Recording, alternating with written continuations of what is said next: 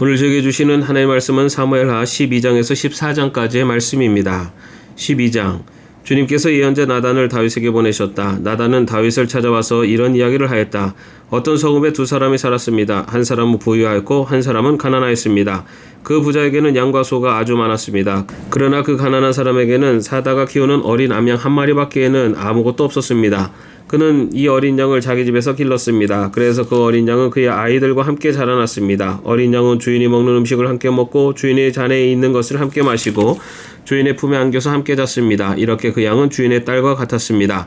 그런데 그 부자에게 나그네 한 사람이 찾아왔습니다. 그 부자는 자기를 찾아온 손님을 대접하는데 자기의 양떼나 소떼에서는 한 마리도 잡기가 아까웠습니다. 그래서 그는 그 가난한 사람의 어린 암양을 빼앗아다가 자기를 찾아온 사람에게 대접하였습니다. 다윗은 그 부자가 못마땅하여 몹시 분개하면서 나단에게 말하였다. 주님께서 확실히 살아계심을 두고서 맹세하지만 그런 일을 한 사람은 죽어야 마땅합니다. 또 그가 그런 일을 하면서도 불쌍히 여기는 마음이 전혀 없었으니 그는 마땅히 그 어린 암양을 4배로 갚아주어야 합니다. 나단이 다윗에게 말하였다. 임금님이 바로 그 사람입니다. 주 이스라엘의 하나님이 이렇게 말씀하십니다. 내가 너에게 기름을 부어서 이스라엘의 왕으로 삼았고 또 내가 사울의 손에서 너를 구하여 주었다. 나는 내 상전의 왕궁을 너에게 넘겨주고 내 상전의 아내들도 내 품에 안겨주었고 이스라엘 사람들과 유다 나라도 너에게 맡겼다. 그것으로도 부족한다면 내가 내게 무엇이든지 더 주었을 것이다. 그런데도 너는 어찌하여 나 주의 말을 가볍게 여기고 내가 악하게 여기는 일을 하였느냐. 너는 햇사람 우리아를 전쟁터에서 죽이고 그의 아내를 빼앗아 내 아내로 삼았다. 너는 그를 암몬 사람의 칼에 맞아서 죽게 하였다. 너는 이렇게 나를 무시하여 햇사람 우리아의 아내를 빼앗아다가 내 아내로 삼았으므로 이제부터는 영영 내 집안에서 칼부림이 떠나지 않을 것이다. 주님께서 또 이렇게 말씀하십니다. 내가 너의 집안에 재앙을 일으키고 내가 보는 앞에서 내가 너의 아내들도 빼앗아 너와 가까운 사람에게 주어서 그가 대낮에 너의 아내들을 욕보이게 하겠다. 너는 비록 몰래 그러한 일을 하였지만 나는 대낮에 온 이스라엘이 바라보는 앞에서 이 일을 하겠다. 그때에 다윗이 나단에게 재박하였다. 내가 주님께 죄를 지었습니다. 나단이 다윗에게 말하였다. 주님께서 임금님의 죄를 용서해 주실 것입니다. 그러므로 임금님은 죽지는 않으실 것입니다. 그러나 임금님은 이번 일로 주님의 원수들에게 우리를 비방할 빌미를 주셨으므로 밧세바와 임금님 사이에서 태어난 아들은 죽을 것입니다. 나단은 자기 집으로 돌아갔다. 주님께서 우리아의 아내와 다윗 사이에서 태어난 아이를 치시니 그 아이가 몹시 앓았다. 다윗이 그 어린 아이를 살리려고 하나님께 간절히 기도를 드리면서 금식하였다. 그는 왕궁으로 돌아와서도 밤을 새웠으며 맨 땅에 누워서 잠을 잤다. 다윗 왕궁에 있는 늙은 신하들이 그에게로 가까이 가서 그를 땅바닥에서 일으켜 세우려고 하였으나 그는 일어나려고 하지도 않고 또 그들과 함께 음식을 먹으려고도 하지 않았다. 그러다가 일회째 되는 날에 그 아이가 죽었다. 그러나 다윗의 신하들은 아이가 죽었다는 것을 다윗에게 알리기를 두려워하였다. 어린 왕자가 살아계실 때에도 우리가 드리는 말씀을 듣지 않으셨는데 왕자께서 돌아가셨다는 소식을 우리가 어떻게 전하여드릴 수 있겠소. 그런 소식은 임금님의 몸에 해로울지도 모르. 그러나 다윗은 신하들이 서로 수군거리는 것을 보고서 아이가 죽은 줄을 짐작하고 신하들에게 아이가 죽었느냐 하고 물었다. 신하들이 대답하였다. 돌아가셨습니다. 그러자 다윗은 땅바닥에서 일어나서 목욕을 하고 몸에 기름을 바르고 옷을 갈아입은 뒤에 성전으로 들어가서 주님께 경배하였다. 그는 왕궁으로 돌아오자 음식을 차려오게 하면서 먹었다. 신하들이 다윗에게 물었다. 왕자가 살아계실 때는 임금님께서 식음을 전폐하고 슬퍼하시더니 이제 왕자가 돌아가시자 임금님께서 일어나셔서 음식을 드시니 이것이 어떻게 된 일이십니까? 다윗이 대답하였다. 아이가 살아있을 때 내가 금식하면서 온 것은 혹시 주님께서 나를 불쌍히 여겨주셔서 그 아이를 살려주실지도 모른다고 생각하였기 때문이요.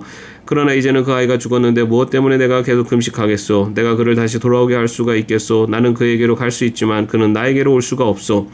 그 뒤에 다윗이 자기 아내 밧세바를 위로하고 동침하니 그 여인이 아들을 낳았다. 다윗이 그의 이름을 솔로몬이라고 하였다. 주님께서도 그 아이를 사랑해 주셔서 예언자 나단을 보내셔서 주님께서 사랑하신다는 뜻으로 그의 이름을 여디디아라고 부르게 하셨다. 요압이 암몬 사람의 도성 라빠를 쳐서 그 왕의 도성을 점령하고서 다윗에게 전령들을 보내어서 이렇게 말하였다.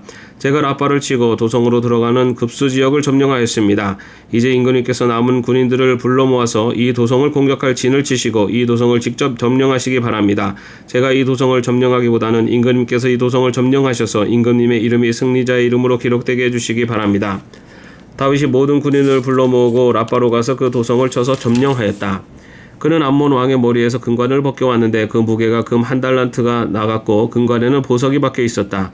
다윗은 그 금관을 가져다가 자기가 썼다. 다윗은 그 도성에서 아주 많은 전리품을 약탈하였으며 그 도성에 사는 백성도 끌어다가 톱질과 곡괭이질과 도끼질과 벽돌 굽는 일을 시켰다. 그는 암몬 사람의 모든 성읍에 이와 똑같이 한 뒤에 모든 군인을 거느리고 예루살렘으로 돌아왔다. 13장. 그 뒤에 이런 일이 있었다. 다윗의 아들 압살롬에게는 아직 결혼하지 않은 아름다운 누이가 있는데 이름은 다말이었다. 그런데 다윗의 다른 아들 암논이 그를 사랑하였다.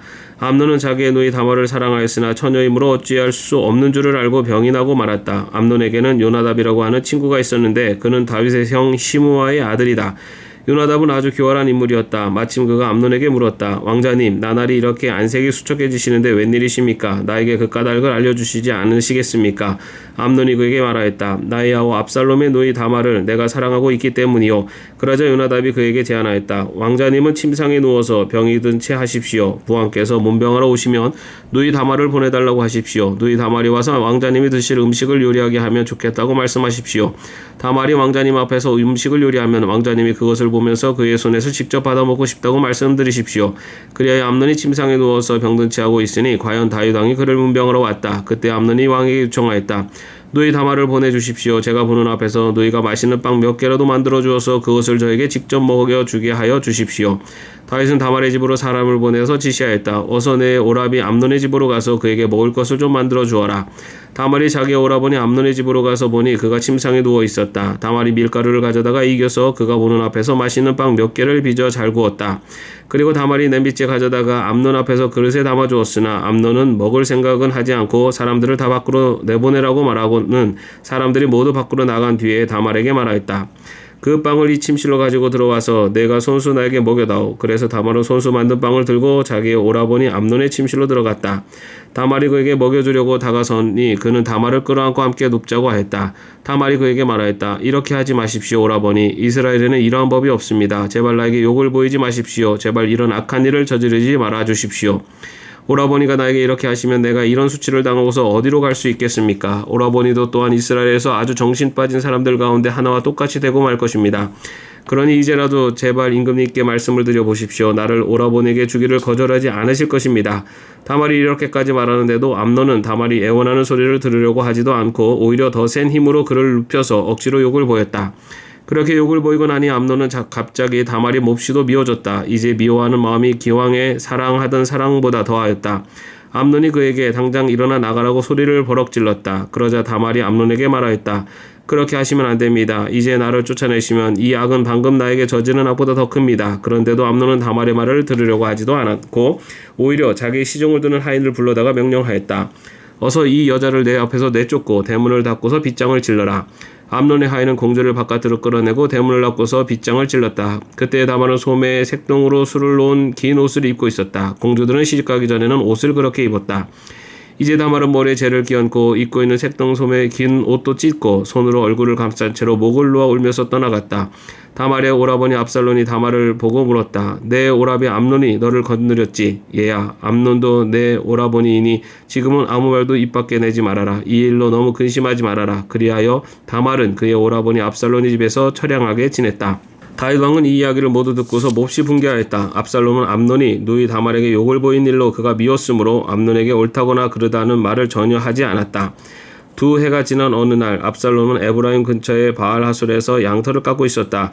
이때 압살롬이 왕자들을 모두 초대하였다. 압살롬은 다윗 왕에게도 찾아가서 말하였다. 임금님, 제가 이번에 양털을 깎게 되었으니 임금님도 신하들을 거느리시고 이 아들과 함께 내려가셔서 잔치에 참석해 주시기를 바랍니다.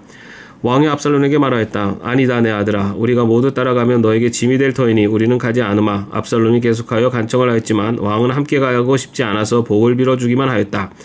그러자 압살롬이 말하였다. 그러면 맏형 암논이라도 우리와 함께 가도록 허락하여 주시기 바랍니다. 왕이 그에게 물었다. 암논이 너와 함께 가야 할 이유가 무엇이냐?